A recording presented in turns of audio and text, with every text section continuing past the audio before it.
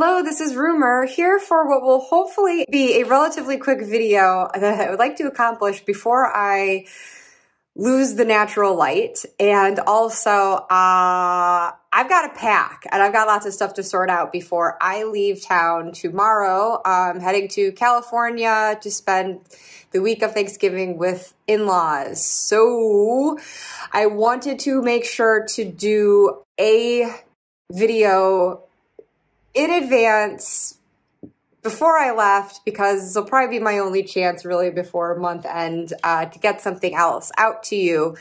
But reporting to you back at my tarot table, which I gave a glimpse of in my last video, but I was more focused in that video on what was going on at my side table over across the room at my desk.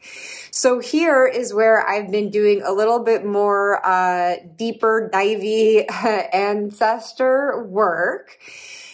Not a ton, admitted. This isn't the kind of thing that I have really, what am I trying to say? It's not something that really calls to me on a daily basis, first of all. There are readings that I want to be like big and, like I said, go deep, and something I can sit with for a while, kind of leave out on the table for a time. And so for days ahead, I can like look back and revisit it. I've been finally journaling again. I kind of fell off of that, and I know it's such an important part of the practice, but this type of thing I definitely want to keep tabs on and how it progresses. So it's been really nice to just, sit and really get into that journaling. And like I said, just leave the reading out itself, just to be able to continue to come back and look at it visually and see if there's anything else that jumps out at me, anything else I might want to add into the journal.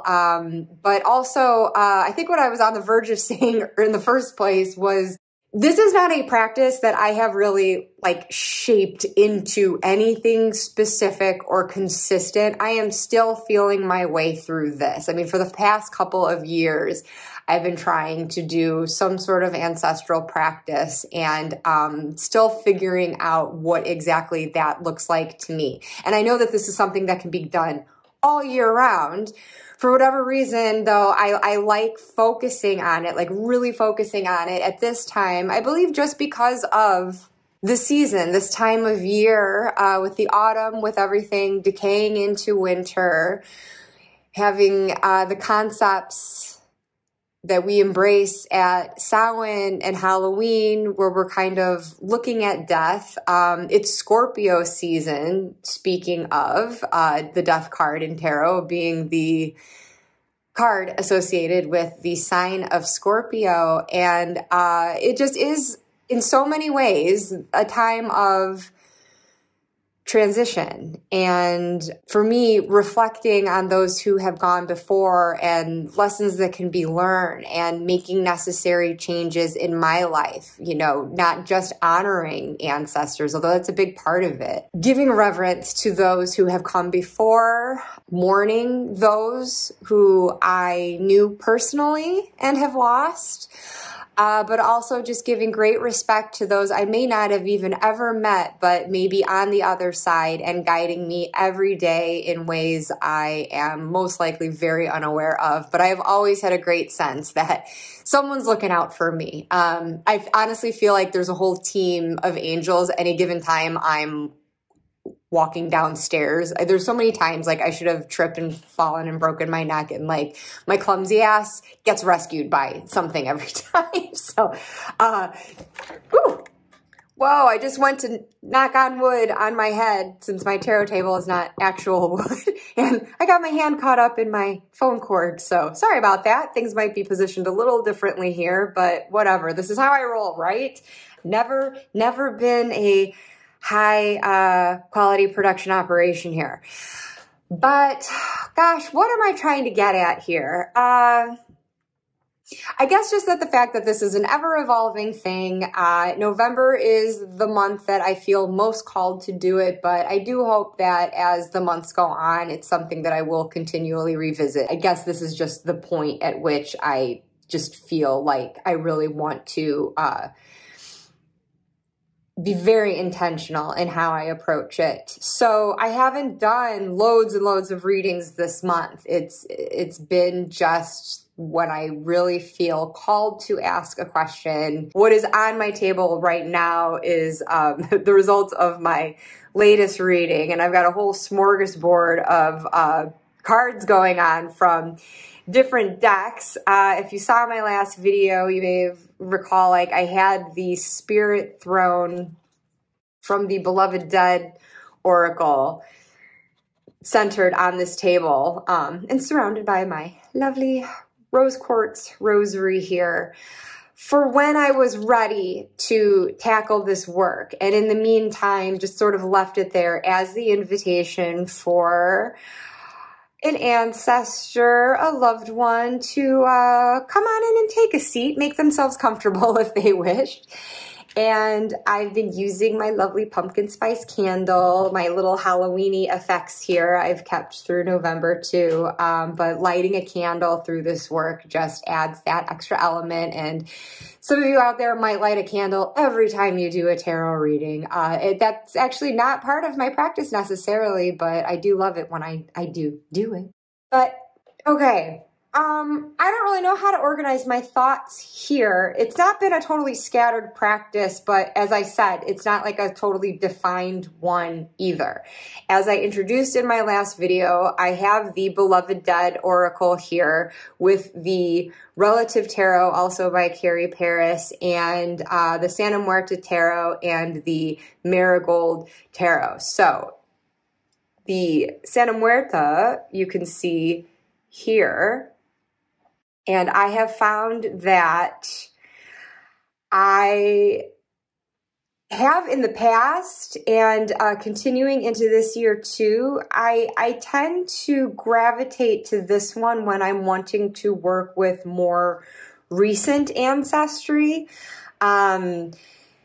The relatives that I may have known, or at least know of, those that I can trace back, largely using it with the Ancestral Tarot book and following some guided spreads in there. And I started working with that book last year, kind of scratched the surface of it. Likewise, just dipping my toe into it now. I mentioned in my last video how I've been using a few decks just to get more of the daily sort of guidance. And this is more regarding patterns that might have carried through the generations. Some of the topics, shall we say, that I've wanted to dive into are not things that I consider, I guess if I'm starting to observe some patterns in myself, I'm not seeing that influence being the family that I grew up with, the one that raised me.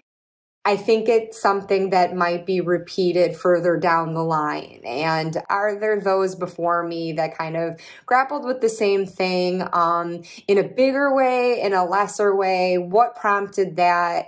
What can I do to break it? So that's just the kind of guidance I've pulled so far from this Ancestral Tarot book and doing these sorts of readings. And yeah, so I guess it's been like a more structured approach like that. Although I think like a few years ago, I did start this work with this deck specifically a bit more organically and just sort of as the questions came to me. And actually, when I originally sat down with this, I was looking to do more of an ancestor conversation and just kind of pull card by card as I asked follow-up questions to my initial inquiry.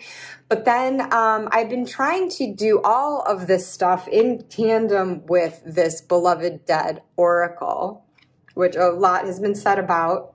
And it's worth all the talk. I think this deck has been incredible. I have had a great experience with it so far.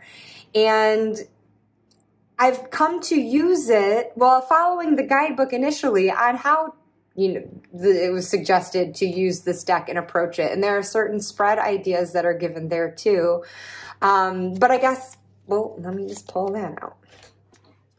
Sorry, I'm in a real brain fog today, so if I'm not articulating myself clearly in a very linear way, I'm just super out of it. So yeah, the spreads here at the end of the guidebook, giving like general 3-card spread, but then I know there was one in here too, speaking to like how you could do a 3-card spread to identify who might be coming through to you and what their message is. And I definitely want to do this Beloved Dead spread, which is this massive 12-card spread.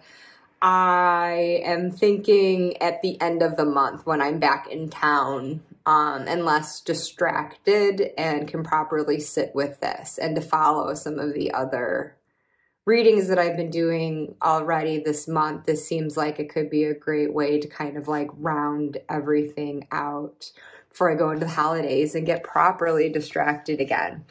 But following that, I initially just worked with this on its own, well, with the exception of the Relative Tarot, because if you see, they look beautiful together with these old photos. Actually, let me gather these now. I'm going to put this card back too, but I've got a story about this that I will hopefully remember to tell before this video is done. These two are just a natural pairing with each other. I don't even have to explain why. You can see why. Although you see with the Relative Tarot, you have some of Pixie's artwork in there from the traditional Rider-Waite-Smith Tarot, where that's not, so obviously not incorporated into this as an oracle. It's not going to have RWS in it, but the figures stand more on their own and just are given these wings and more of a celestial feel. I'm going to stop on this card because I can relate to you then what my early experiences were. So first kicking off this work this month, getting myself acquainted with this deck. Like I said, I had the Spirit Throne card here setting out at the center of the table, and I lit my candle. I did a, let me zoom out just a little bit here. Maybe I'm a little too full on. Did a meditation to just get in the right mindset, feel more connected and focused, and then proceeded to shuffle this deck. And from the outset, a card flew out of the pile and landed on top of the Spirit Throne at the center of my table. And so, you know, sometimes when I get a flyer, I'll just take it and I'll set it to the side, and I definitely take it to heart. I see it as pertinent to the reading at hand, but I don't necessarily take it as the first answer that I'm seeking. But that was just unmistakable to me. I just felt it instinctively that that's someone coming through, ready to sit in that seat and guide me through. So then I proceeded to do the suggested spread in the guidebook for getting acquainted with who that might be. And naturally, the book referred to the Relative Tarot too as a good companion with this deck if you're looking to get further clarity. But let me just find for a moment that first ancestor who came through for me. Because when I was reading through the guidebook, I was thinking like, okay, this is really cool. I definitely see how you can use the keywords and the images to get a sense of who might be coming through. But then that said, am I that intuitive? Am I going to get it? I don't know. And speaking of getting it, am I ever going to get to this card that came out for me? Oh, here he is. Okay. So just to share with you, I'm not going to get like specifically into the reading, but I got this card first, and seeing justice made me think of, okay, this could be someone who worked in the law.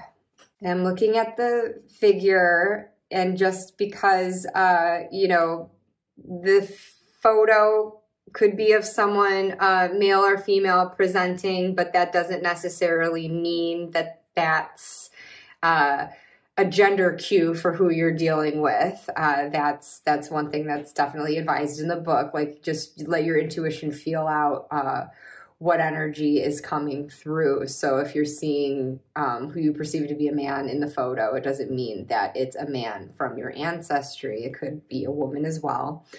But anyway, I was just looking at this man though, and there was just something about the hands. It really made me think of my dad, but I didn't think that it was my dad.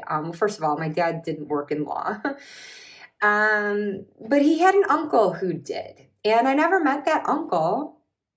He was before my time, but it's feasible that he had hands like my dad. And yeah, he did work in the law. And when I drew a clarifying card from this deck, I got the Hermit.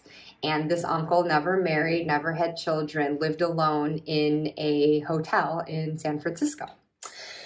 So I don't know if that's who it was, but that was just sort of my foray into piecing together these clues as to a possibility. And so I had drawn another card from this deck to get more insight, and it ended up being like a grouping of people, which made me feel like, okay, you know, he's like the representative, but of like the bigger family. And then the clarifying card under that, which is why I stopped at this one, because I just remembered. Okay, so I got the Moon. And so this hit me in a few different ways. Again, in trying to sort of puzzle out who might be coming through here. Well, first of all, just seeing like the drinks and everything, she kind of looks like a good time gal here. I was like, oh, that reinforced for me that I thought it was my dad's side of the family, because I was like, oh, that's the Irish. This is the Irish coming out. So my mom, or my maternal grandmother on that side, her family was from Belgium, but my paternal grandfather, my dad's dad, was Irish. So, and if I had any question of that, then I looked closer, and she appears to have a 4-leaf clover sticking in her mouth. So I was like, okay.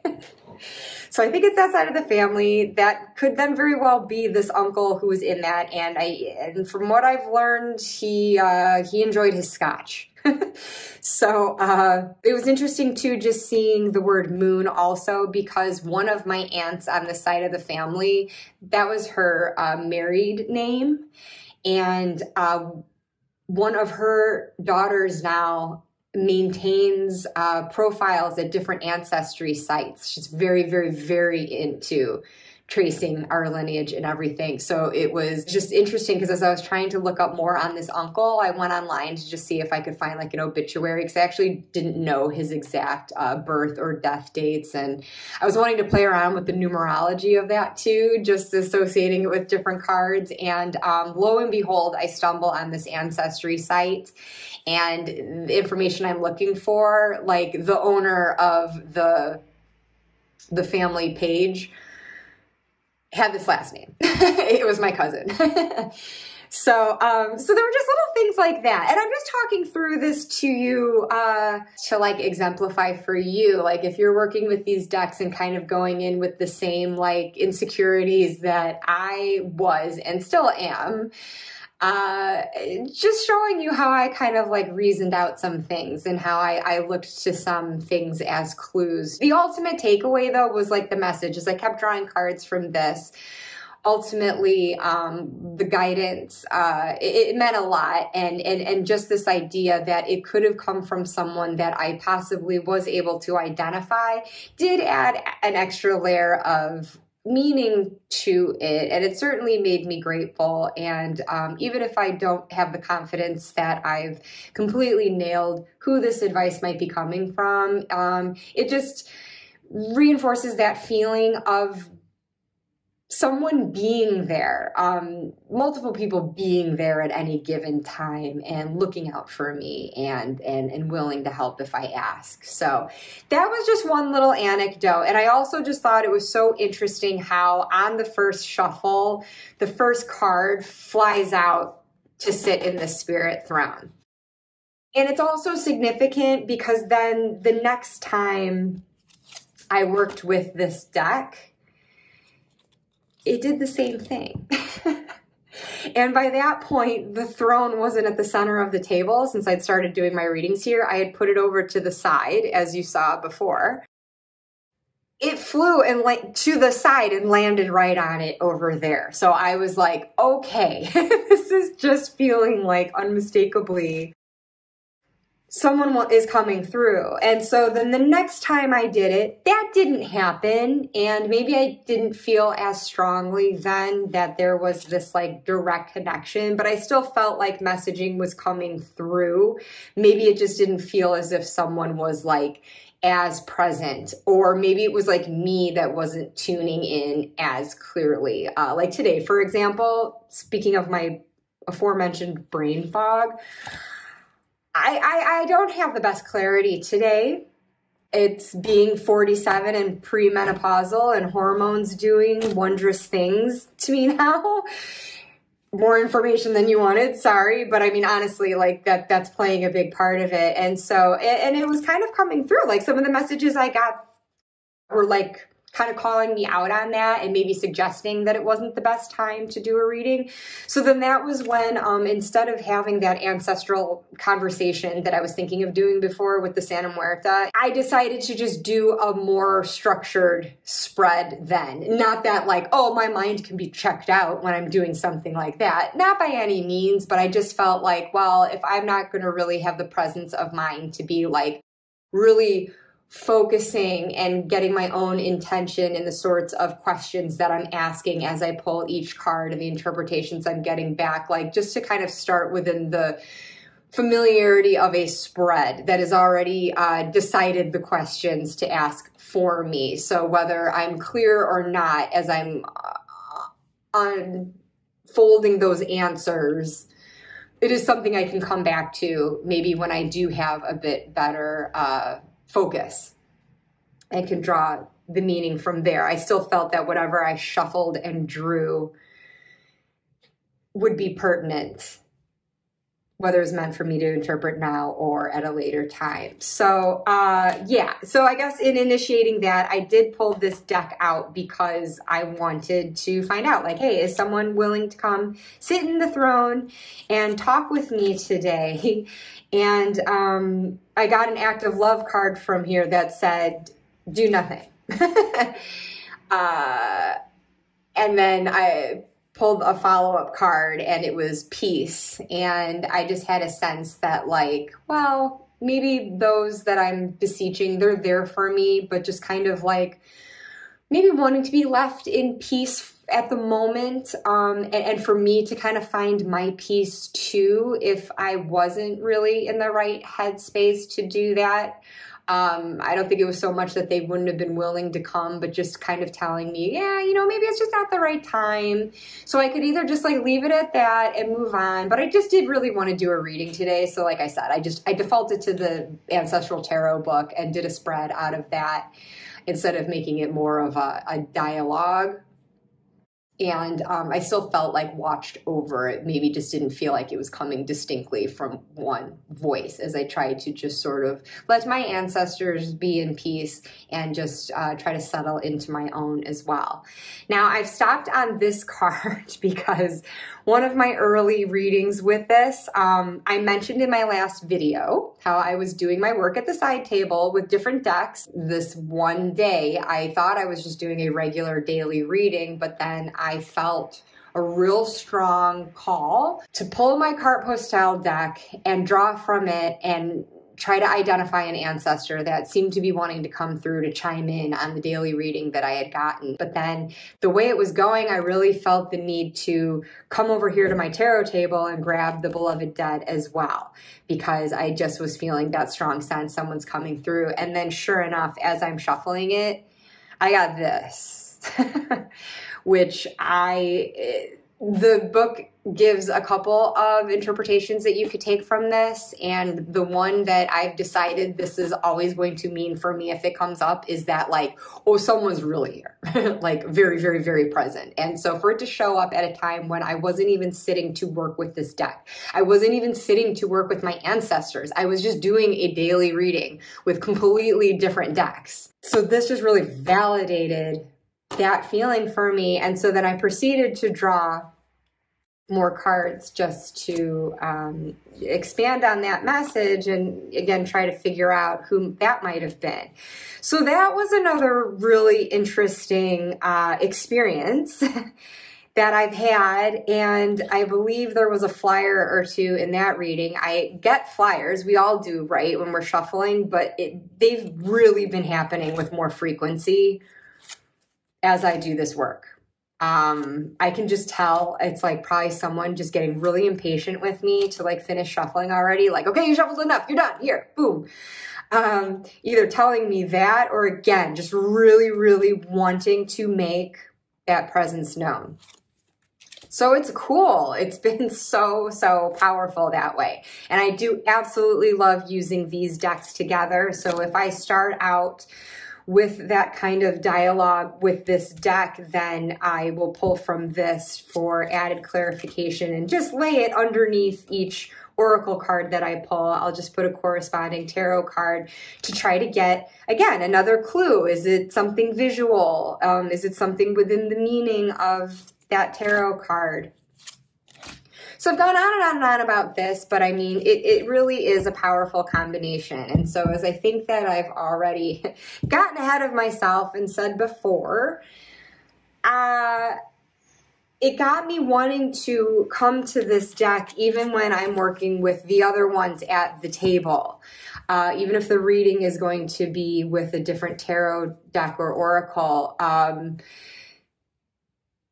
if I feel so compelled, just grabbing this and drawing a card or letting one fly out on its own to see if there's someone seated in my spirit throne ready to dialogue with me. And if I'm not really feeling that, if that seems to be the message, then that's fine too.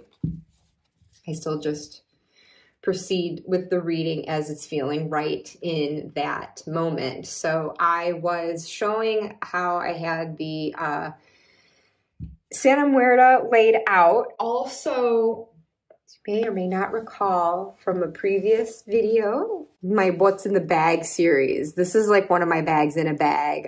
This is like my gothic bag, and I've been using it to hold yet more decks that I've also been wanting to work with at this time. And so I've just kept this at my side at the table because there are moments when just really letting my intuition guide me and just feeling out how the reading is going and what kind of tool is going to help me best, maybe help my ancestor best to communicate. Just really trying to like go with my gut and grab decks as they feel right for the reading. So when I'm working with the Santa Muerte, as I felt earlier today, in fact, okay, say I've got these cards laid out. This can get pretty heavy, the readings that I do, especially if I'm doing it using that ancestral tarot guidance in the book. So I felt a need after that to lighten things up a bit. And so I went for my zombie tarot. Now here I am going to be zooming back in a bit. Keeping in the theme of death and transition, but in a lighter and very fun way, a very morbidly humorous way. But this deck will get real too. And in the little reading that I thought I would do to make things light at the end kind of ended up being a bit heavy too. But for that reason, just these images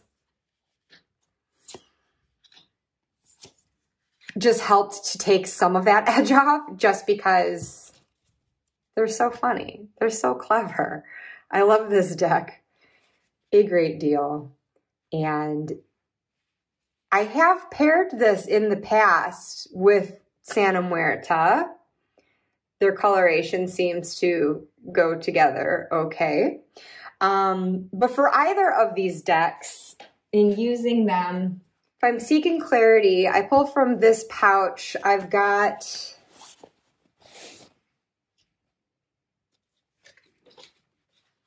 Memento, Mori, and the Oracle of Oddities, the 3 different editions combined, by Claire Goodchild. And I like Memento Mori a lot. I do use this deck. It is a more Lenormand style, fortune-telling style deck with the objects though.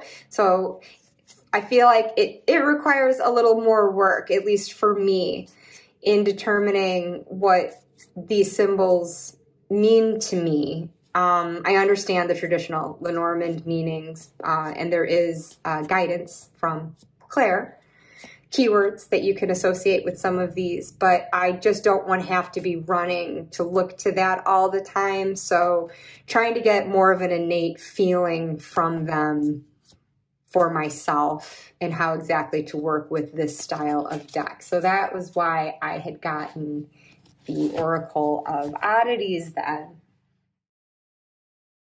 because you get the benefit of similar style artwork, but keywords right on the card.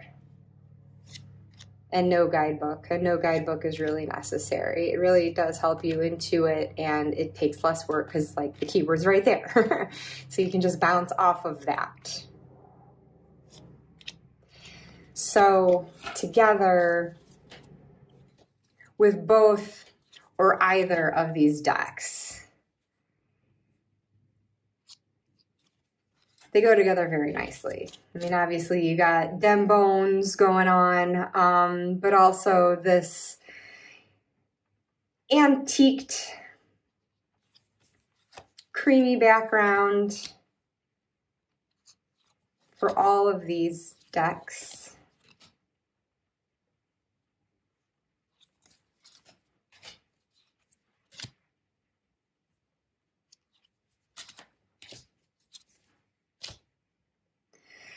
So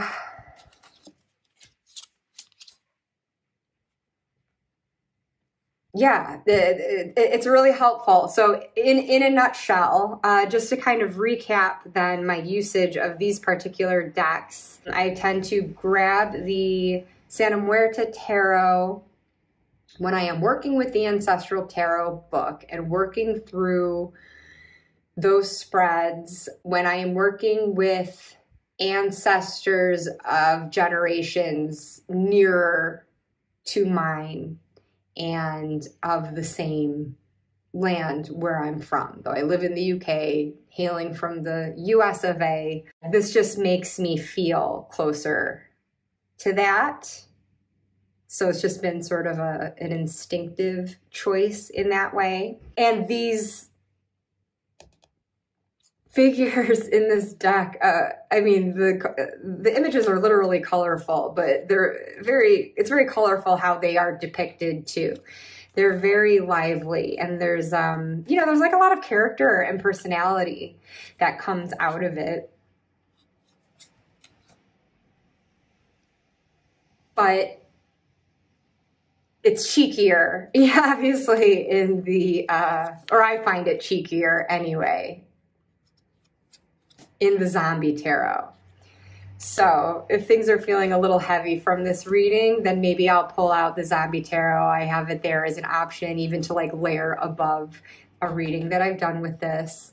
And then either way, for added clarity, drawing from the Oracle of Oddities, I have found it useful. So it's nice to have them all at hand for whatever I might need.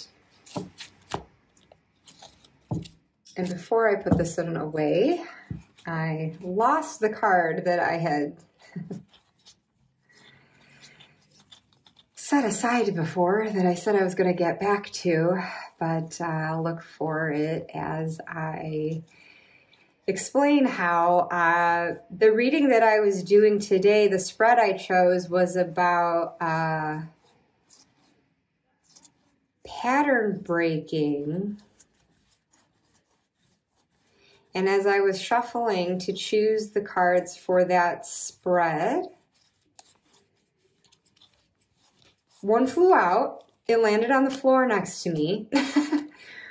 And so I picked it up and I placed it on the table in the orientation that it was, in case it was upright or reversed, and some meaning could be taken from that because I do take reversals into account. So I do this whole like reading about ancestral patterns, how to break it, and then after the fact, flip over this card that I had set aside. And it was the devil, which I associate with unhealthy patterns that need breaking. And I was heartened to see that it had flown out reversed. So it gave me hope for breaking the pattern, or maybe I already am. So, yeah. Had to say it as just like another little synchronicity that I've experienced during this work. The flyers have been cool. So here I go. I zoom in and I zoom out. I zoom in and I zoom out. But yes, I'm zooming out again. So if that's my near ancestry, I haven't used this deck a lot, but I've regarded it as one that could be good for just going even deeper. So this could be guidance from ancestors, patterns with ancestors that I wouldn't even know and would not be in my cousin's family tree online. So how I found myself working with it though, not necessarily addressing it in that way, but I guess just the fact that I was using it was leaving it open for it to go through those layers. Like, however deep I need to go through my lineage, like to get the answers I seek, even if it is encompassing more recent generations too. I just felt like just by virtue of using this deck, I was inviting that breadth of lineage. Given the color of it though, and kind of dipping my toe, I would say the most readings that I've done so far have been a little something like this. I found myself having more specific questions. So this is not following the guidance from the Ancestral Tarot book. This is just winging it on my own and just something I'm wanting to like get to the root of and get advice on. And so I decided to choose a couple of decks that could represent me now, modern life, and then those who have gone before. And this is actually a setup that I haven't done it yet, but I've contemplated even just doing strictly Ancestor. Like if instead of having that layer of me today, I could even do this, bringing in the Santa Muerte and have, you know, say a row representing that more recent ancestry, and then this beneath it for the deeper, longer reaching ancestry underlying that could be feeding into that. Or do a triple layer and have this third deck that I'm about to show on top, then representing me, and maybe show how it all kind of like funnels up. Actually, that's a cool idea. It's just occurring to me now. I could do like a triangle with like, this is the broader base, and then this like the narrower middle, and then like me at the apex to see how factors might be narrowing down, funneling down into me in my life. But anyway, I haven't done that, but I do reserve the right to do that. So before I put the Santa Muerte back away, just to show these two side by side real quick. Clearly, I've chosen these for ancestral work and veneration because of the skeletons.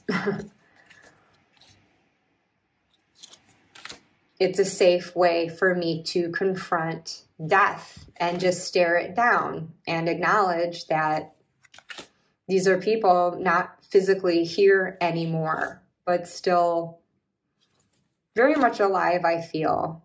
At the very least, alive through me in my DNA. So there's always going to be that influence, however spiritual or biological you look at it. So haven't done a reading with those two together yet, but I think that's something I will also want to do at month's end, or at least by month's end. But oh, okay. So getting back to what I was originally going to say, given the coloring, this beautiful black and gold, it made me think of my Golden Thread Tarot. And this is, I've been like back and forth on this deck, whether I keep it. And I think I'm firmly entrenched in the decision, keep it, keep it. I like this deck. I like it a lot. It's really kind of silly in a way, not in its design by any stretch. It's very well designed as far as very, very clearly capturing the tarot meanings. It's a little sort of simplification almost of the Rider-Waite-Smith and shiny. That's fun. Kind of looks like a little video game. So it's really cute. And I shouldn't even call it a simplification of the Rider-Waite-Smith. It's just, I think it is just the fact that it's just the black and gold and the golden thread that winds throughout. It's just, it's very clean. And I think this is great as a beginner deck for really getting those traditional meanings down. Because it's just so clear. Such a clear reader. And look at their little genitals. It's so cute. Kidding? Not kidding. I think so. They're little boobies. I don't know. I just think this is adorable. Not to objectify the bodies that are in the deck. I just think they're adorable. So anyways, I had this idea like, okay, just to kind of keep this accessible to me, that levity like the zombie tarot could kind of bring also. I thought that this would kind of help keep things light, but represent this more like modern layer of my life.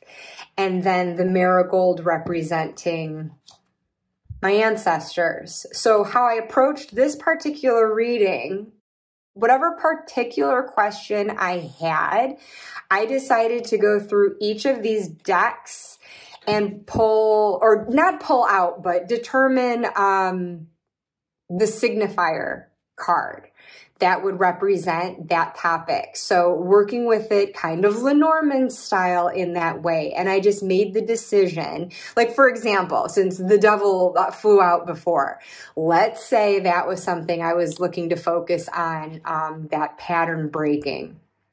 So then I would just decide, okay, I'm going to shuffle the cards with my question in mind. And then after shuffling, turn it over.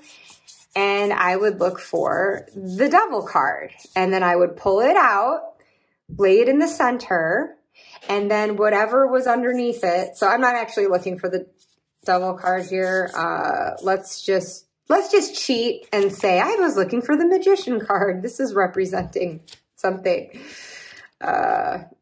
that I want to ask my ancestors. So let's say I look for the Magician then, and I pull it, I lay it down, and then keeping the deck face up like this,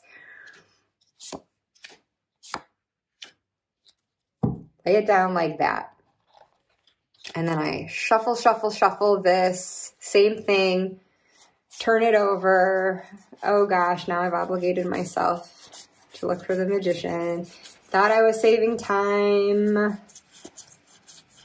by not looking for the Devil, but okay, here we go. So then I split the deck there, Magician, and then boom, boom, boom, and gosh, I'm losing a lot of light here, and I realize I'm using very dark decks. That might be getting more difficult to see. I'm going to see if I can get my ring light fired up here.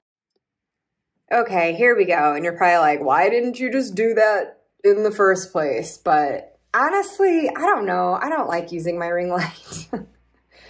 I'm weird. And usually I'm doing this earlier in the day or with more daylight hours at my disposal, and I've got a skylight right over my head that gives more than enough light. And right now, though, the days are getting so short. It's not that late in the day. It's just the sun's going. So there we have it. But anyway, just quickly then, what I found myself doing, finding these signifiers, using that as the way of determining where I cut the deck, and then laying it down in the center, and then just boom, boom, boom, boom, boom, boom over that. Basically, this is represented like, what is the past influence that's feeding into this issue for me currently? I mean, honestly, pretty basic past, present, future stuff here. And then this is like where I find myself at, like how this particular issue is impacting me at present. And then, you know, what's advice for the future? What would be a good route to take? Or perhaps what is the trajectory I'm on? However you'd want to interpret that. But I've just seen it as like guidance, like an idea of like where to go with it. And then underlying that, you get the ancestral layer where it's like, okay, well, for my ancestors, how did this have bearing on them in the past? Did they also have, if we're talking the Magician, maybe a sense of coming into one's own and using one's resources and taking what ideas are conceived and actually manifesting it in the world, however you want to interpret that particular card. It's just a fluke that I picked that for the signifier here. I don't have any personal meaning attached to it right now, but just using that example, you know, this would be like, well, did ancestors feel stunted by that in the past? Did they not kind of realize their own power in that way? Or did they kind of lean into like a trickster energy of the Magician, kind of that shadowy side of it? What was it that could have like been holding them back in the past? And I mean, just at a glance looking at this, I'm thinking like, oh, well, it could be like heartache and disappointment. And so maybe that's something that like paralyzed them from going forward, but whatever. I am not doing a sample reading here. So then this, I mean, obviously there's no like real present for the ancestors. I mean, I guess they've got their existence now in spirit, but it's just more so like by virtue of what they experienced in life, how is that directly impacting me now? What is that underlying energy? And then what is their advice for me for the future? So that's just kind of it in a nutshell.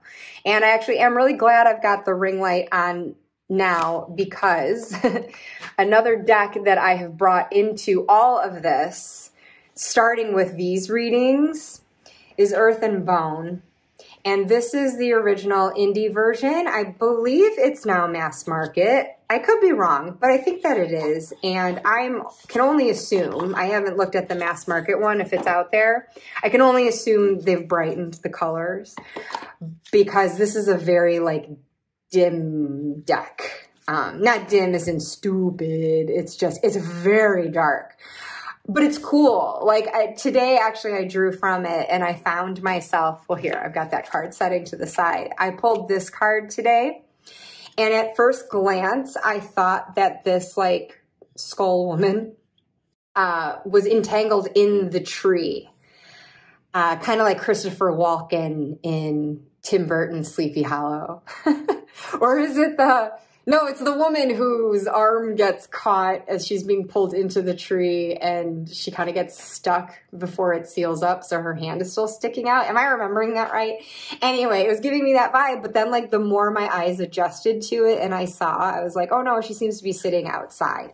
But that sense of like the entangling still lingered in my mind, but then layering that on top of this, but no, she's actually free of that.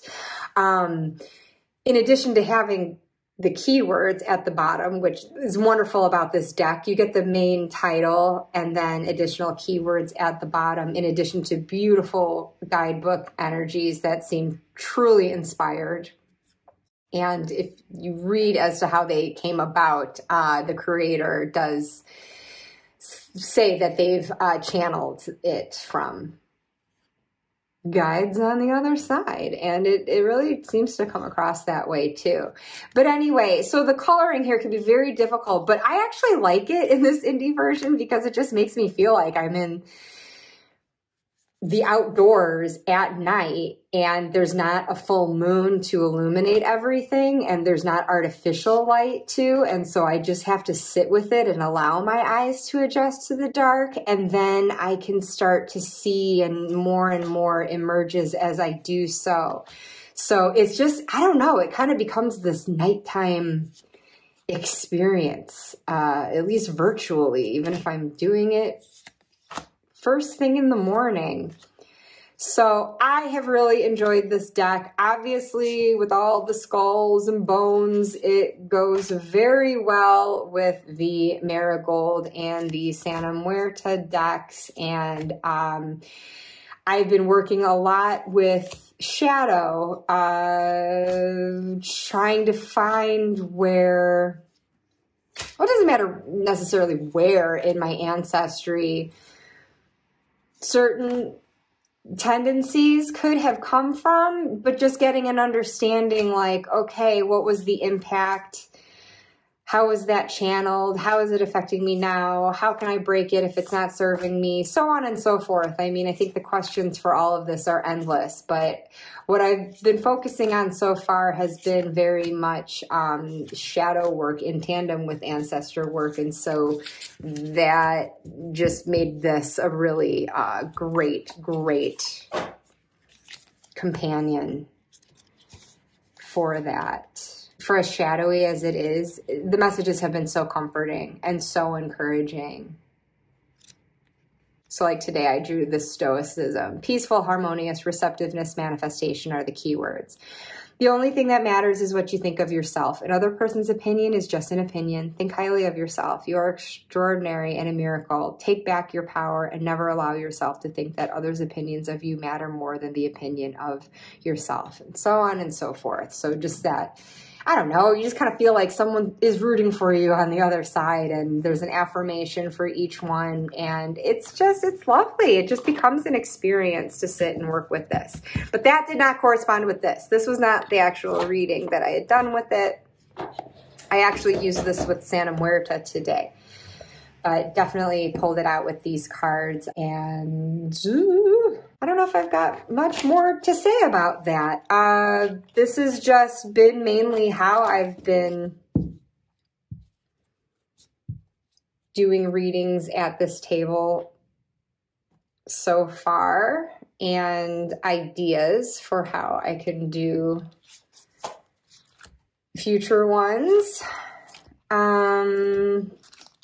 You know, more work to come, but not just yet, because like I said, I'm leaving town, so I won't be having access to these. I'm not intending to travel with them, so I'll leave them to sit tight here for the next week. Kind of give myself that time to be with family and digest the messages that I've already received. And take it from there.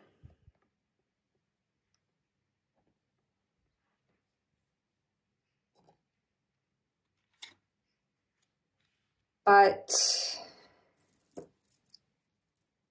meanwhile,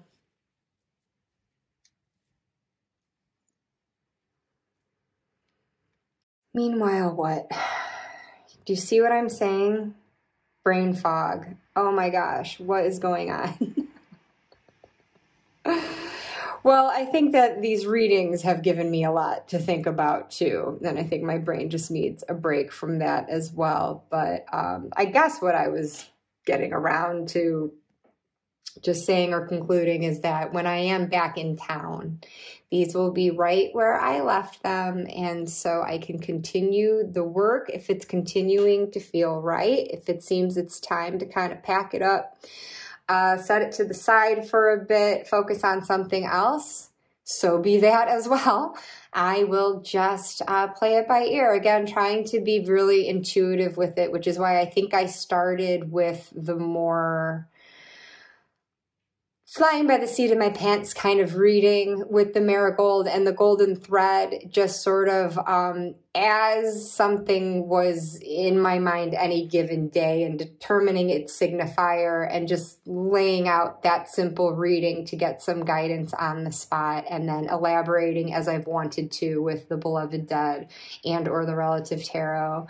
And then I would like to get more into the Ancestral Tarot book as well and the more structured spreads, and I think I will continue to do that with this. And then continuing to bring in these other decks on the side as I see fit for clarity. But over to the side of my table, I neglected to mention that yet another of the synchronicities occurring through all of this was when I was getting these decks out and set up at the table and packing up all of my Halloween decks. Everything was packed up, put in their bags and in their bigger bags and stowed away when I find this little outlier just sitting at my desk. And isn't it fitting that it was the Ancestors card, the love and legacy of our DNA? So rather than pulling everything out and sticking this back with the Halloween tarot, just to have everything tucked away so nice and tidily, I took it as a sign that, like, hey, this was my intention for this month. This is wanting me to stick to that. And so it was perfect that this got left behind. And so I have just left it over on the side of this table with a piece of petrified wood, which just feels like an appropriate ancestral stone to have. And gosh, did I cover everything that I was seeking to cover today? I'm sorry that was so scattered, but the work kind of has been too. I don't know if I'm leaving you with any sort of takeaway whatsoever. I just had promised in my last video that I would try to come back and give an update on what I was actually doing at my tarot table, in addition to the daily dalliances over at the side table. I just wanted to make sure that I did this before I left town, because I probably won't get another chance to get something filmed by the month's end. So with that, happy Thanksgiving if you're observing Thanksgiving. I know it's not everyone's culture to do so, but even if it's not, I hope you're still feeling great abundance and gratitude at this time, feeling that reverence for those who have gone before. And I guess as we all continue to do whatever work we need to do to honor or heal what we've inherited from those that have passed on. And I am very grateful for you, and I will catch up with you, I guess, in December probably. So until then, many thanks, many blessings. Bye.